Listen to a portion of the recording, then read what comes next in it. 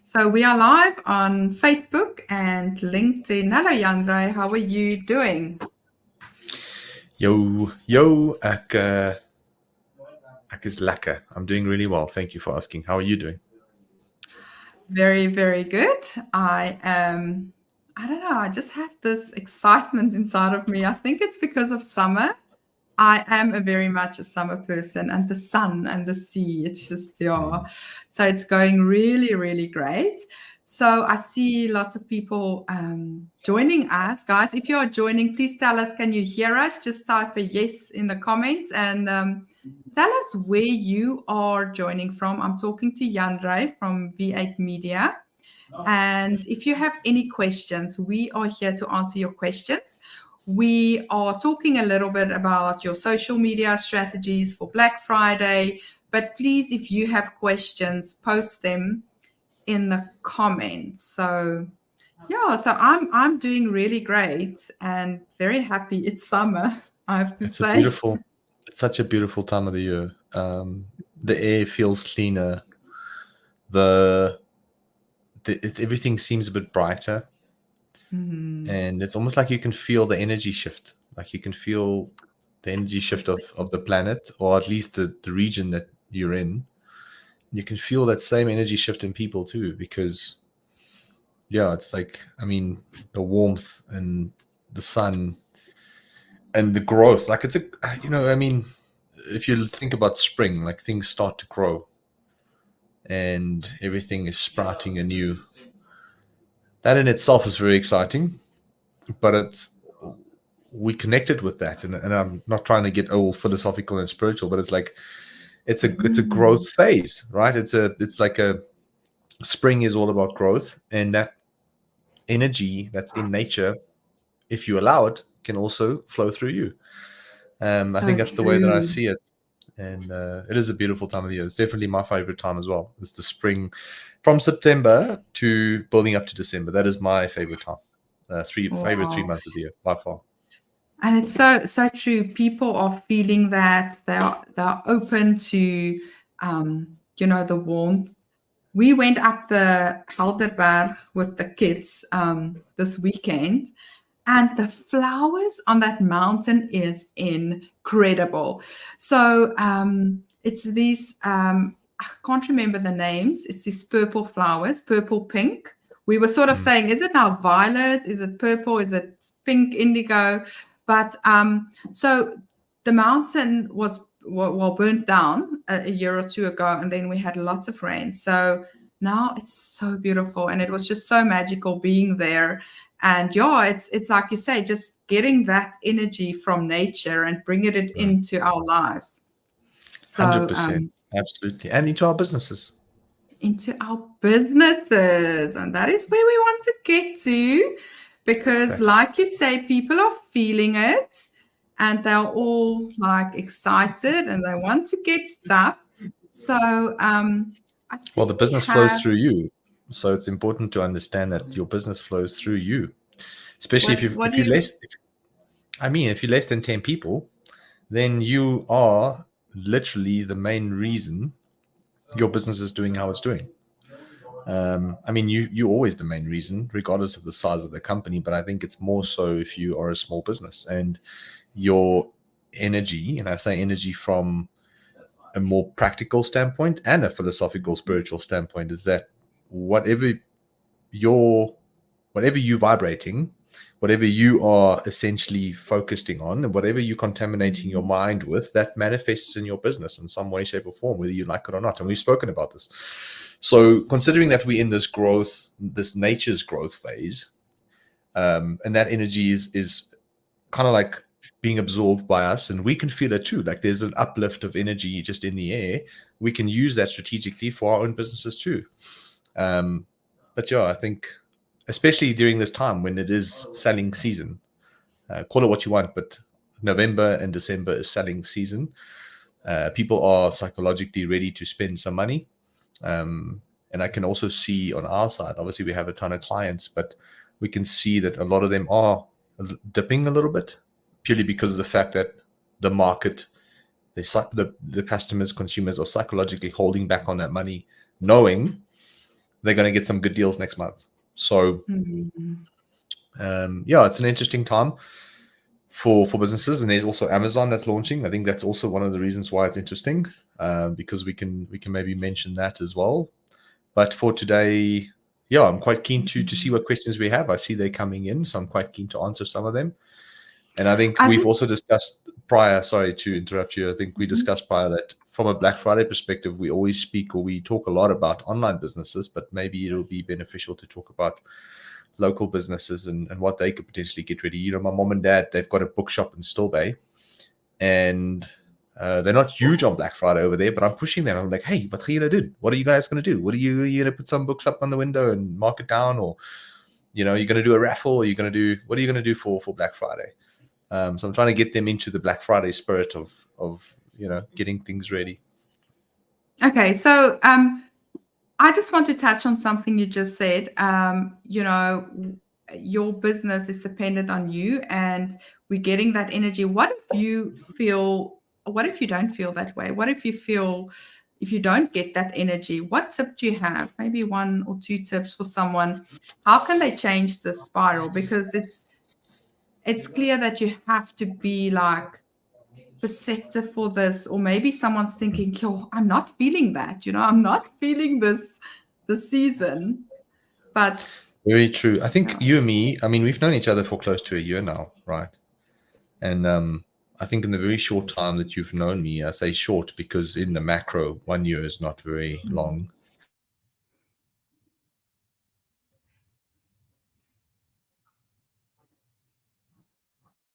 Okay, I think we lost Jandre, or did we lose me? So just let me know who's still live. Is it me or Jandre? I see we've got people Sorry, I just saying, lost you there. oh, Yeah, oh, okay, I oh, we think go. I'm back now. Okay, Sorry. No, okay. I think I was just saying for the last year, you've gotten to know me, and I think you've gotten a taste of how I see life, my point of view. Life is just a perspective at the end of the day, right? And I think to answer your question, the first step is self-awareness. You need to become self-aware enough to know that you are not in the energetic state that you want to be. You might be tired, you might be burnt out, you might feel a little bit doom and gloom because of the economy, prices going up. The first step is self-awareness. The second step is accepting it and being okay with Wow. it. I think a lot of people don't want to accept it. And I think a lot of people then try to combat it with brute force. Mm. And what I mean by brute force is they stay up longer, they work harder. They're working now, as opposed to 8-hour days, they're working 12-hour days. And it's just this downward spiral if you're not careful. So first step is becoming self-aware to know that you are not emotionally where you want to be, energetically where you want to be. Second step is accepting it, because there's lessons in it. And if we speak from a more spiritual religion, philosophical standpoint, I think everybody believes to some extent that everything that happens to you happens for some reason. I have an interesting philosophy on this, and this is that you are exactly where you need to be to experience what you need to experience, to learn what you need to learn, so that you can become who you need to become, so that you can achieve what you've set out for yourself to achieve. Wow. So that is literally my take on it, which means that if you are not where you want to be, and if you're facing certain hurdles or struggles or roadblocks, I think the first thing is being aware of it. Second thing is accepting it. The third thing is not looking at it as a roadblock necessarily, because if we adapt the point of view that I just shared, then you are exactly where you need to be. So instead of seeing it as a roadblock per se, maybe adapt the mentality of that it's a pathway and not a roadblock. And I think in that pathway, there are lessons that you can learn, and you need to be vigilant enough to just pick up on those lessons so that you can, in essence, learn what you need to learn, so that you can become who you need to become, so that you can achieve the goals that you want to achieve. So we need to learn those lessons, and we just need to be vigilant about what those lessons actually are within our own businesses. And I think by accepting it, if you look at, and I don't want to get, again, there is something called the energy and Mhm. emotional scale, the energy emotional scale or emotional energy scale. Okay. Now, this is not woohoo magic. This is literally frequencies that your brain produce, basically dependent on the state that you're in and what you are feeling emotionally. So if you are feeling positive and excited, your brain produces a specific frequency. And if you are sad, frustrated, angry, your brain produces a different frequency. And the point I'm trying to make here is that one of the most powerful frequencies that you can produce through your mind is acceptance, Wow. is being okay with whatever is neutralizing the bad shit that's happening in your life with acceptance. And that's why there's the 10-step program to becoming sober and all of these things. Like there are reasons why most of these rehabilitation processes and practical business building tips all start with self-awareness, and it then comes down to acceptance. So I think, to answer your question without digressing too far down the rabbit hole, is becoming aware, accepting, and then asking yourself, what Mm. lessons are there that I can learn? And as opposed to using brute force and action, doubling down on all the action that you need to take, Mm. just calm your mind and start to, I would say, take the action that whatever is possible to do that. And it's funny, like, whether you want to call it God or the universe or whatever you want to call it, the right people are going to come to help you solve those problems as long as you are open to it and as long as you adapt a neutral lens and an Mm. acceptance lens and a loving lens. I think often we get in our own way. We get in our own way when it Absolutely. comes to our success. 100%. Mm. Wow, that's so valuable. I'm quickly going to answer some. Let's quickly just say hi to everyone who's joining. Hi, Nazarene from Rondebosch. Good morning. Good morning. And Lindy, oh, you just said you can see me. Hello, Ray. Lovely to have you here. All the way from Namibia. That is fantastic. Jeanette, Leonie is saying, Jandre, that's so true. You are where you need to be. Love it. Love that quote. Good morning, guys. Thanks so much for. Okay, so we're gonna go over to some questions. I see we have a ton of them Yes, already. self-awareness is fantastic. Hello, Cherie. Cherie, you can also ask your question to Jandre. Hendrik. Hello, Hendrik. Okay, so we're gonna start with this first one. So how do you go about email marketing? Is there software available to do automated emails to clients? And also, how do you customize? So absolutely yes. One of the softwares that I like, and I think Jandre as well, is called MailerLite. And you actually need to have a software to email your customers because they must always be in a position to unsubscribe. That way, they have to opt in to say yes, they want to receive these, and they want to, and they must be able to unsubscribe. And then with email marketing, it's about also creating value for people. It's just another channel to build that relationship. So I often compare it to another social media channel where you provide value, where you build a connection, and then where, of course, you can sell as well. And what I find with selling on email is people are more in the mindset to actually go over to action versus on social media, because most of the times with email they are in front of their laptop. So if you, for instance, do have a special, it's easier for them to go over to action because they are sort of in work mode, whereas on social media they sort of on scrolling in their nothing box. So is there anything you want to add to that? No, I think you said it all. I think you definitely need an automated software. There's no way that you can, when you say automated, we just need to ask ourselves what that means. And in your case, it is sending a bunch of emails, maybe 1,000, 2,000 of them, to customers in your network who've already bought from you. That is not something you want to do manually, and also it will hurt your service if you do it manually. So you want to use something like MailerLite. I think MailerLite is great. It's very affordable. It's one of the more affordable tools out there, and I've tried all of them. So MailerLite is definitely one of the more affordable ones that's great for small businesses.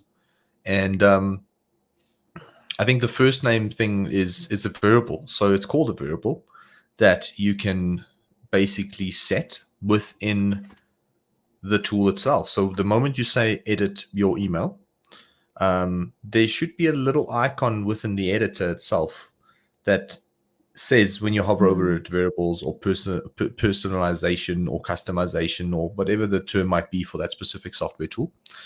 And then there it should say first name. But the thing what's important here, and I want to just touch on this, is that you actually need those people's first names. So it's going to be unprofessional if you actually use that tag, is what we call it. If you use that tag and you don't have someone's first name unnecessarily. So what needs to happen is you need to understand that you actually need the surname after the first name. And if you don't have the first name, you need to have a fallback setting. That's what we call it, a fallback setting, to say, hello, dear friend, or hello there, whatever that might be, so that the email still comes across as professional. And you do need to test it, because I have sent emails in the past that says, hello, first name. So, and I think it's a mistake that probably every single marketer has made at some point, when you're sending an email to your database and it says, hello, first name. So you don't want to be that guy. I've been that guy and it's not fun. But to touch on that, there should be a setting that you can play around with within the tool. Something like MailerLite is great. And make sure that you have a fallback setting. It's something that you can also find within the platform itself. And you want to pick a word like hi, there, hey, you, whatever it is. And then, see what happens. Good luck with that. Let us know how it goes. You know what? I actually do have a course that I'm launching. I'm just trying to find the link. That teaches you exactly how to do email marketing. And I think it's costing like $99. It's really not a lot. So if you're interested in that as well. And we explain MailerLite and then another software. But I go into details on what is email marketing and how to use it. I see there was another question. You can maybe have a look at that one. Morning, just a quick one for Black Friday. I would really love to give email marketing a real go. Most of my clients use Gmail addresses and see that Gmail loves blocking my mail. How do I overcome this? So, that's a very technical question, which I'm going to answer technically. The only way to answer it is with a technical point of view, unfortunately. But we'll keep it as simple as possible. So if your emails are getting blocked by Gmail, then it means that you don't have a really good server reputation. It means that somewhere along the line, a lot of people have marked you or your email address as spam. And unfortunately, the only way to get through it is to kind of like build up that reputation that you have potentially, diminished in some way. And the only way to build it up is to send more relevant stuff to relevant people who actually want to open your mails. So if you have a very low open rate, now an average open rate, and Magriet, you'll also know probably a little bit more about this, but if you can get to a 20 to 30% open rate, then you're doing really well. Anything below that, it's indicating that people are not resonating with your subject line, and they're not maybe it's not ending up in the inbox as per your email, might be ending up in spam. And that is an indication that you need to up your reputation. The quickest way to do that is to clean out your list of people who are not opening the emails at all and who hasn't opened up maybe like the last 10 or 20 emails. And you want to maybe just export that list and save it somewhere just for maybe future use should you want to. But now you have, once you've eliminated all that air quotes waste, you might have a much cleaner database. You have a much cleaner database. And by sending an email now to that database, hopefully you'll see a higher open rate and a higher click-through rate as well, because the message actually is sent to people who want to hear from you.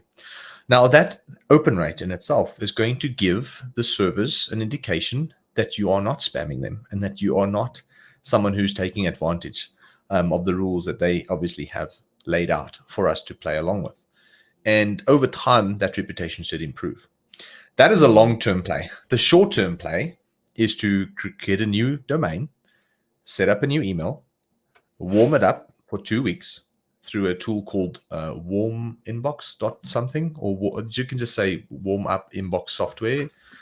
I can't remember the exact tool that I used to use. I think it's warm my inbox or something like that.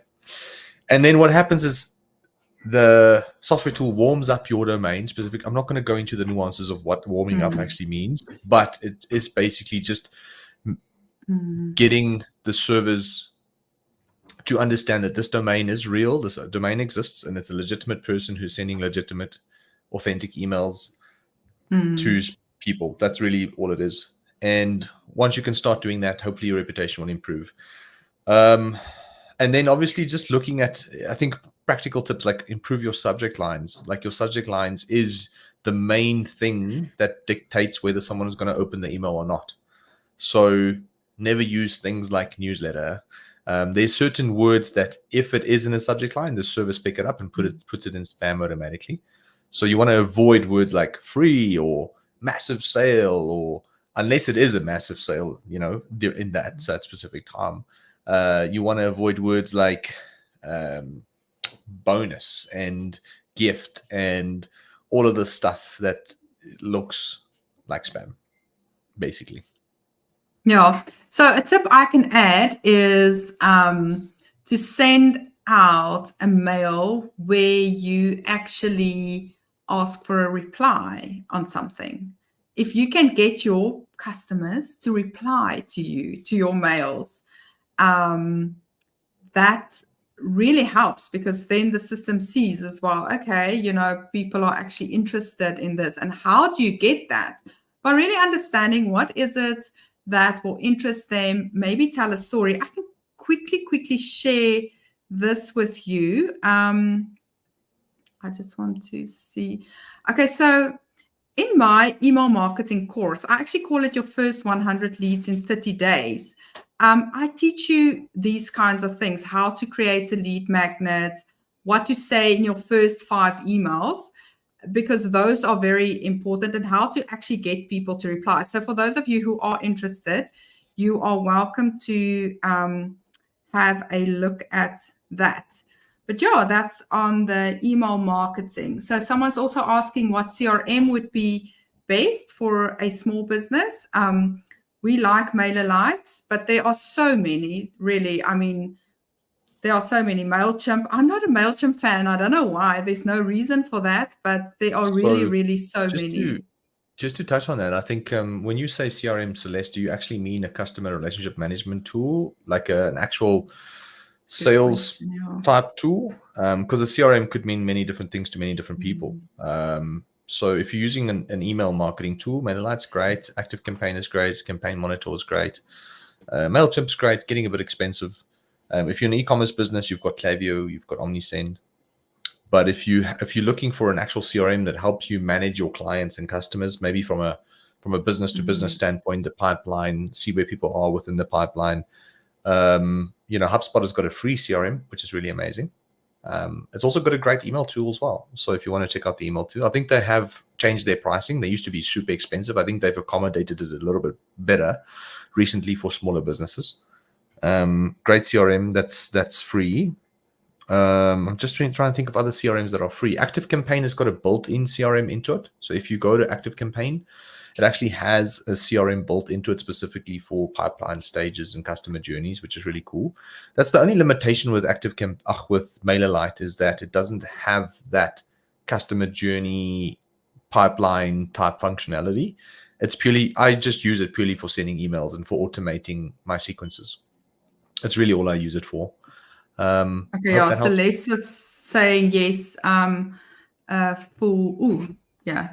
full one. So I know Zoho is actually focusing on the South African market currently. They actually reached out to me to promote their CRM, but because I don't use their CRM, I don't want to promote something I don't use. So maybe look into that, because they explained to me right in that sense. Like from my side, HubSpot, ActiveCampaign. I've used Salesforce, but it's very I think it's not really friendly for very small businesses doing basic stuff. Salesforce is like got all of this additional functionality, which is great for very complex businesses with multiple teams, multiple products, multiple journeys. Salesforce is great for that. But I think if you want something simple that just works, Active Campaign is a good place to start, along with the HubSpot CRM and email tool. That's great.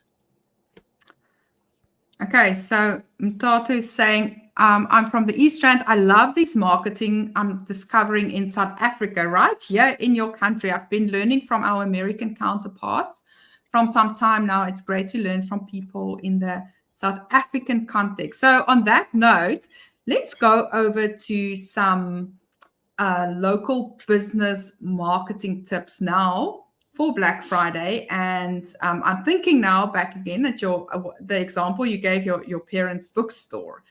So what do you tell them to do? What advice do you have? So, okay, I'm going to speak from the point of view of someone who might own a local business, like a bookstore specifically. Shut, Bruce, it's okay. Don't stress. Thank you. Yeah. So I think from that regard, sorry, it's just a bit distracting if someone is behind me and around me and I'm trying to speak properly. So I think from my point of view, my parents' point of view, they live in Stillway. They have that's a very small town, but the size doesn't really matter. It's the reach in the region that you're in, like the amount of people that you have within your area. That's really what you're going to be focusing on. So location-based targeting is going to be crucial if you have a local store, because there's no point in targeting the whole of South Africa if your store is in Sandton Drive. It's understanding that the maximum amount of people that you can reach are really only 5 to 8 kilometers away from you, if that many. So it's understanding that you're going to have to focus on specific location targeting, where an e-commerce business, on the other hand, can target the whole of South Africa. So reality, location-based targeting should be your main focus point. And then it depends on what resources you have available, because my mom and dad, for example, have 2-3 staff members. They have now set up a WhatsApp account for their business. And I said to them, what's great is now you can run boosted posts. And yes, they don't know how to use Ads Manager, and I don't have the patience to teach them. So I'm joking. So I actually gave my dad one of my courses, and he's given it to 1 or 2 of his staff members. But long story short, I was like, listen, if you want to keep it simple, focus on the location, do something like boosted WhatsApp ads, and have people start having conversations about the deals that you might have for Black Friday. And just make sure that there's someone who can attend to those messages and make sure that they come in. If you have an email database, start leveraging that database. Start telling them about Black Friday. Start telling them about the fact that you're going to be doing some deals, just so that they know, so they can become aware.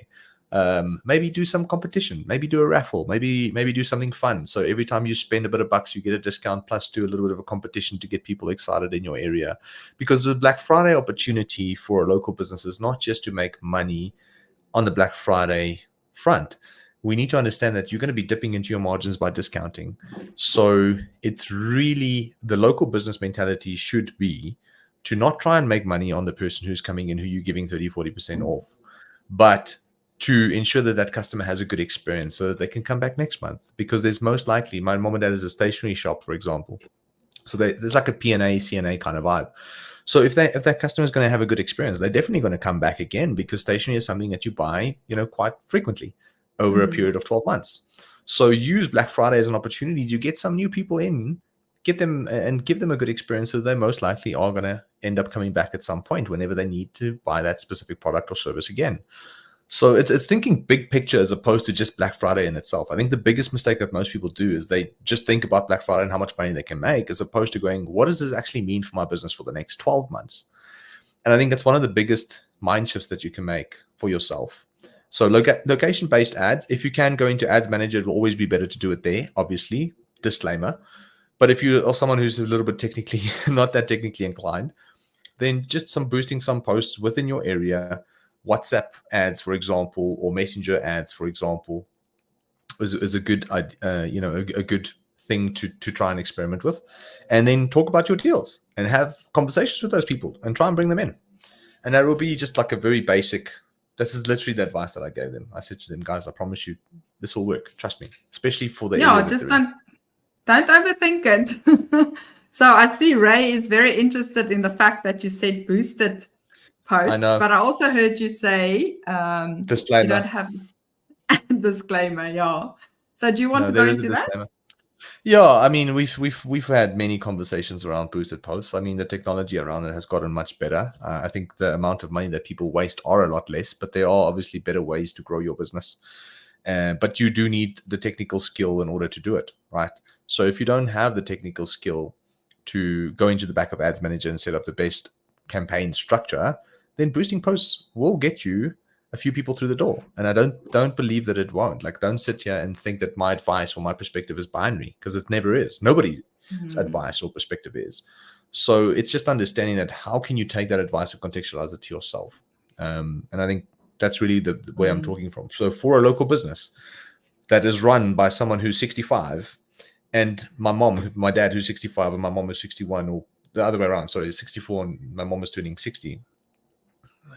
With that in mind, the best contextual advice would be to experiment with your WhatsApp and your Messenger campaigns, target people in a 5 to 3 kilometer radius, 5 to 8 kilometer radius, run some ads, get some people to start having conversations. They've now set up an online site. They've actually converted to Shopify. They actually started. I've helped them set that up, which I'm very proud of. And I see that they are starting to leverage the functionality of Shopify in order to promote their business. And I think this is also the thing that I've said to them is like, you can have an online store even though you don't really sell online. It's just see your store as like a catalog. See the online website as like a catalog. People can see what's in the store without coming to the store, because we live in a time where people don't have time. We feel we don't have time because we've got so much going on in our lives. There's so much noise and distractions around us. So even if you're a local business, a lot of people, we've had this mentality. People say, oh, I don't sell online, so I don't want an online store. It's like, dude, pay $29 a month, set up an online store, and just use it as a catalog for people to see what's actually in the store, as opposed to expecting people to come in and then see what's in the store. Yeah, and I think so. We were in Strathspey 2 weekends ago, and what I found fascinating, and this is probably where boosted posts can also be beneficial, is as I was sitting on the couch scrolling, suddenly I got an ad of the restaurant at the harbor. But I think what you said here, the radius around your business, because we know the problem with boosted posts is generally not people that's interested to buy from us. But if you set a radius, and eventually it's going to have to show to people that might be interested. So also, if you are in a tourist kind of place, also having that mentality of how you're going to reach people when they are just there for the weekend. So I found that ad very fascinating. I'm like, okay, that's great. They're running an ad for people visiting, which is brilliant. I mean, we've had so many clients come to us who are already doing 150,000 Rand a month to sometimes 200,000 Rand a month just from boosting posts. So we need to understand that at the end of the day, there's not wrong or right. There are always it's a quantification, It is literally, see it as a ruler. On the one side, you have bad strategy, and on the one side, you have better strategy. And that's really how you need to look at it. Is like boosted posts is not all the way on the bad side. And it is a quantification of what works best for your business. It's understanding that depending on the nuances that you have, boosted posts can really add a lot of value. But I think if you really want to scale your business to 500K or $1 million a month, it becomes a bit tricky to do for many reasons, which we can always dive into should people want to. But I don't want to go down that road unnecessarily. Okay, so Melissa is asking, loving the chat. Can you please explain which types of ads can I set up on social media so that my page gets shown to people that visit Instagram pages of businesses that are similar? I actually have a practical example of this. And Jandre, do you want to explain that? Then I'll pop up a practical example. Sure, man. I think you teach this stuff to your students all the time. So please go ahead. I actually just want to get my slides because so what's very interesting here is so you asking for an ad that will show your page to people with similar interests. Am I understanding it correct? I Yes. think that's what Okay. she's saying. Yeah. Yeah. Okay. So they are basically that's interest targeting. And I want to show you, I just quickly want to pull up those slides because I had ads. I want to show you where you can actually see that inside of your ads. Okay, I think it's this one. Let me quickly share my screen here where you can see it because this was a training I did specifically for local businesses. And it's actually so interesting where you can see that. I'm just going to share my screen quick. So a very good thing you can do is whenever you see an ad and you like it or it makes you think, always go and do the following. Go and see, why am I seeing this ad? Okay, I just want to, what am I going to share now? Stop share. Share screen. Local businesses. Here we go. Okay, so what I explained on this one, it's an ad that I saw. It's actually Babylon Storen. So this was a very interesting ad. And okay, so pause here. So this is the actual ad that I saw inside of my Facebook, on Instagram or Facebook. Okay. This is what the ad looks like, and this is where it takes you. Now, if you want to know why am I seeing this ad? How did they get it right? Because I am interested in this company. Then you click on those three dots, okay? And that takes you to this screen that says, why am I seeing this ad? You see there at the top. Hmm. So they will tell you. So in this case, they said, viewers, advertisers' choices, view who they want you to see. Then it says here, why am I seeing me as a person seeing this in my Instagram? Because I interacted with their account, their Instagram account. I'm also over 25, and my primary location is South Africa. So this means I am their current followers. So you can actually create an audience, but this doesn't answer your question. I'm going to go to the next one. So this one is saying, this is another ad I saw. Okay, let me just quickly go to that. Where did I just want to I show can also you? just share while you sort that out. I think is it Melissa that asked the question, right? I think so, Melissa. So in Yes. essence, you So can let's see. create lookalike audiences, which is really Sorry. cool. That's something I know. You're looking for people who've engaged with your competitors' pages. What you can do is you can create a custom audience of people who've engaged with your social media page, the Instagram page specifically, over the last 365 days, 180 days. Pick a time frame. It's up to you. I don't know what your engagement rate is like. And then what you can do is you can create a lookalike audience based on that. So what Instagram or Meta will technically do is they will go create an audience to people who look similar to people who've engaged with your page, which is almost as good as people who most likely will be competing or engaging with your competitors' pages, because that's really the same thing. That's really at the end of the day the exact same thing, because the people who look alike, the people who engage with your page, are most likely engaging with your competitors' pages too. I think there is interest targeting, which we can obviously leverage as well. So you want to do the lookalike strategy. You want to do the interest targeting of people interested in that. I'm trying to figure out if there's no set way that you can. There's no set way, just to answer this question. There's no set way that you can tell Meta, hey, please go engage, or please go find people who've engaged with my competitors' pages. No.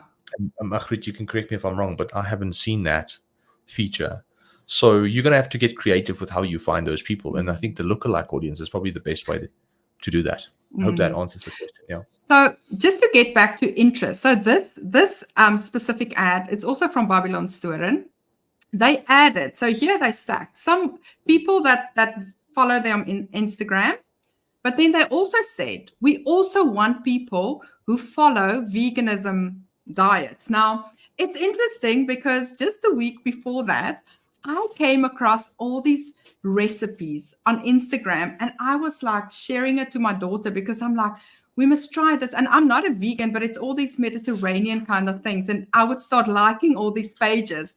And you Mm, see how that put me in that interest of, and this is exactly it, shown interest in veganism diets or Woolworths, South Africa. So this mm, is the choice of their interest. And it's always interesting to go and see what does other advertisers do, especially if you feel like, wow, this ad was so spot yeah, on. It's actually something that I'm interested in. yeah, How did the advertisers, the brain behind the person that's talking to Facebook, how did they do it? And that's a way for you to see it. So that is a way you can also learn to do it. The lookalike ones, it will say specifically, they want to target people who interacted with, for instance, Jay Shetty's page. Then you know, okay, yeah, that's true. I'm a lookalike and audience or something like that. and touching on that, if your competitor is big enough, like Woolies, then you can just say people who are interested in Woolies. But Absolutely. not all your competitors as a small business might be that big, so it might not be an interest point created on Yeah. Facebook. So you're gonna have to look for bigger brands that might be an interest point on Facebook, and add those pages or those interests essentially. Yeah, and let's think back of, say, your business. So the bookstore. People who love books probably have a value, they value their personal growth and education, and probably they might like to shop at Willie's. So you can also sort of Mm. think, what other interests do they have that's got nothing to do with books? But thinking of it, it's this person. Okay, maybe the same people that shop at Willie's are interested in reading. So it's like you say, you have to get creative and find creative ways, and then just test and see what works for you. 100%, absolutely. Okay, so Ray is saying yes, boost with intention. Such incredible advice. Okay, so let's go on to maybe giving people, just to end off. So Black Friday is end of November. I think it's 23 November, right? Yeah, it's the 24th, I think, if I remember correctly. 24th of Let's have a look. Yeah. So one Uh, thing we spoke about before, you and I, is the power of getting those reviews. And I think if there's one thing people can do is to, 24th. to get reviews. And if you're a local business, make sure that you've got your reviews on Google. And it's as easy as, number one, make sure your Google profile is set up correctly. And then you've got a little link there. Just whenever there's a customer, whenever someone's happy, just send them the link and say, hey, won't you leave a review? It really helps other customers. But you know about reviews on online stores, and the difference it makes. So I think maybe we can quickly talk about reviews and how important that is to get that in. Yeah, look, I think Black Friday is the one time of the year where you can probably do without reviews, to be honest with you, which is probably a spin on what you want to say. The reason I say that is because people just want good deals, and Mm. they are happy to lower the barrier of trust for that deal. That's If that makes, interesting. but just think about it logically, right? I think throughout the year, reviews are really crucial because the highest barrier that people need to climb over is trust. Can I trust you? Can I get my product? If I spend this money, am I not going to get scammed? So reviews help do that. It helps build trust, credibility, and it shares the experience that you want from other people's point of view, which gets you excited and which gets you emotionally invested in buying from that company or supporting that company, which is pretty cool. Mm. Black Friday, however, people just want really good deals, and they are happy to lower the barrier of trust in exchange for that deal. And but to touch on the topic, for local businesses, it works just as well as online stores. The limitation is that local businesses don't always have websites where they can flaunt those reviews, but you bet your cute little sexy butt not yours, Magriet, then you just hypothetically, that that at the end of the day, people are going to Google the store if they see the ads. They are going to Google the store to learn more about you in some way, shape, or form. And if the reviews are obviously backing up that you have a good product or service, then there's a good chance that you're going to have a healthy sell-through rate on the deals that you've presented. But I think the biggest thing about Black Friday is just making people feel like they're getting a ton of value for their money. So the game doesn't change, but it's the one time of the year where value versus the money that you spend is amplified. So people just want good deals. And it doesn't have to be discounts. It's just like, if I'm giving you this amount of money, how much value am I getting back? So it can be in the form of discounts. That's usually what people want. But if you're not someone that's able to discount, it's about getting creative with what you can include into the deal or the product or the service that's going to give them additional value. So if you're a bookstore in Black Friday, for example, can you say, if you buy, a yearly planner for next year, diary, you get you get 2 free pens worth, $50 each or $40 each. That in itself, if the diary is worth $100 or $200, whatever type of diary that you might be buying, they technically getting 25% back. If the pen is worth, 25 Rand and the diary is worth $100, then you're getting 25% back. Technically, that's part of the deal. So, but you're getting it in a pen format and not tangible Rand value. So I think what it comes down to is getting creative with your deals, making sure that you are offering the best value for money, and you're trying to do that better than your competitors. That is really the play for Black Friday. There's no other play.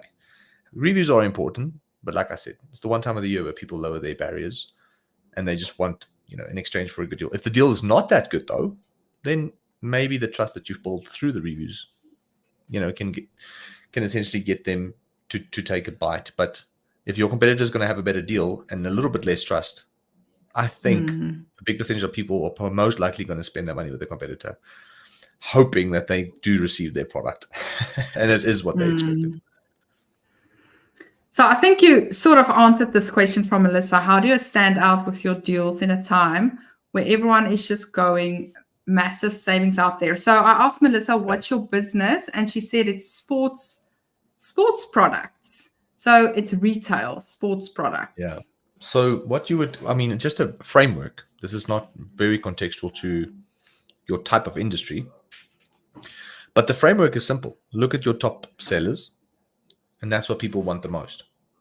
So Black Friday is not a time to shove products in people's faces they don't want. You can try that. It is a good time to get rid of old stock or stock that's about to expire. You can do some crazy deals with that. Obviously, we've done that, as you can tell, but most likely. But people want what they want, and you can't convince them otherwise, right? So it's understanding what are your top sellers and how far can you discount your top sellers without dipping too far into your margins. And if the discount's not going to be something attractive like 30% or more, 25% or more, then you need to get creative with how you stack the value. So this is your opportunity to look at, if someone buys this product, what else do they buy with that product? So the question now becomes, how can I not necessarily discount the top selling product too much that it dips into my margins, but how can I stack it with the product that people usually buy with it and provide a discount collectively for the bundle in a way that's, attractive. So how you create these offers is really limited to your own imagination. And I think this is where people who are more right-brain, creative, essentially excel. Because they go, oh, I can stack this, I can put this, I can combine it and to give 20% off, 25% off, because this product's margins are really good. This one is not that great, but people want it. So it's like whey protein back in sports nutrition side. Like everybody wants whey protein, but the margins on whey protein is crap.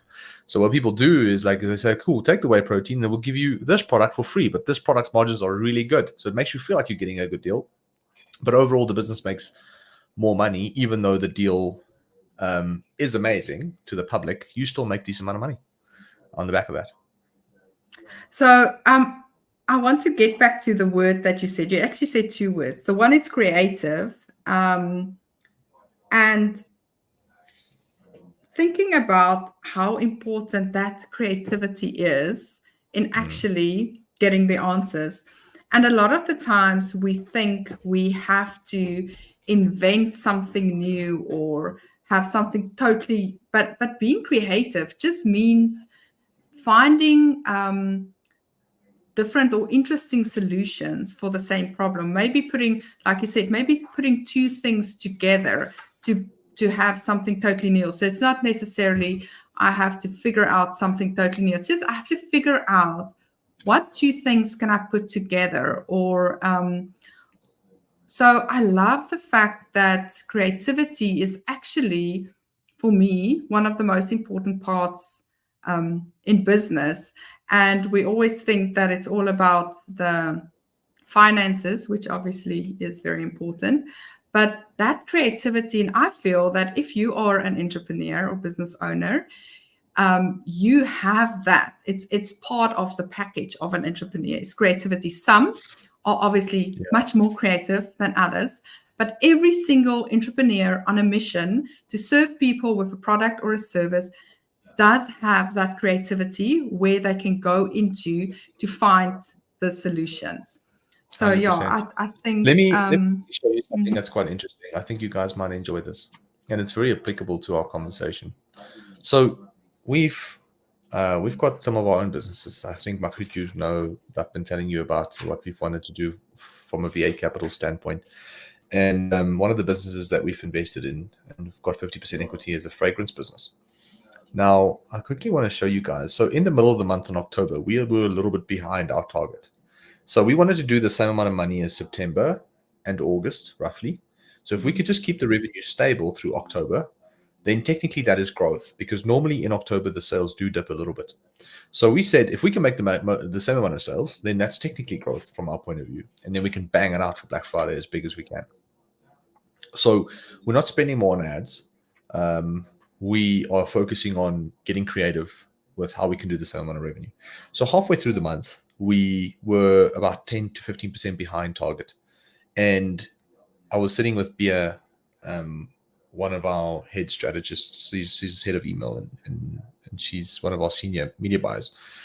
And she mentioned a strategy that's worked really well in the past for one of her clients was free shipping.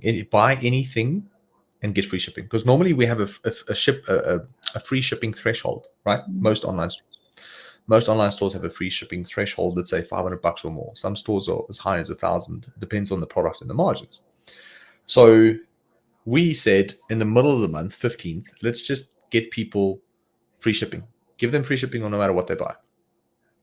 So in my gut, I was like, I'm wondering if we should do it in the middle of the month, because people don't have money. So now they're going to buy the cheapest products because they don't have money, and they're going to get free shipping, which means we're going to dive into our margins massively. And my gut was like, I don't think the middle of the month is the best time to do that. I think free shipping on all your orders should be over the 25th, because then people have a little bit of additional money, which means that because they're not paying shipping, they might actually spend more money on product. So I thought to myself, let me not listen to my head. Let me not listen to my monkey brain chatter, even though I thought, I knew better. And I said, cool, let's just give this a test and see what happens. So here's what's happened. I'm going to quickly share my screen. And then we can, so making sure I share the right screen here. Sorry, guys. Here we go. Oh, that's so interesting. Wow. So here's what's happened. Can I make this smaller? Yeah. So the orange line is our profit, the net profit that we're making per day. Okay. So this month so far, from the 19th, we've made close to 100,000 rands worth of sales. Our net profit is 28,000, which is about a 30% margin, which is really healthy for any e-com business. But in the middle of the month, we were struggling with sales. So on the 11th, we decided to do free shipping on any order. And I thought it was going to chow into our profitability massively. And it did, because the dotted blue line is our profit on ad spend, which is POAS. We call it POAS, profit on ad spend. So we can see that we spent more money on ads, technically, which you can't see here in the graph. But the blue line, the dotted blue line, is technically the profit on ad spend. Now, normally that is about 3x, or I would say 2 to 3x, sometimes even 4x. Mm. So in essence, the blue line is the percentage of profit that we make, but the orange line is the amount of rand profit that we make. Okay, so this is not to do with percentages. This is not Mm. ROAS. This is not gross margin 30%. This is actual money in the bank profit.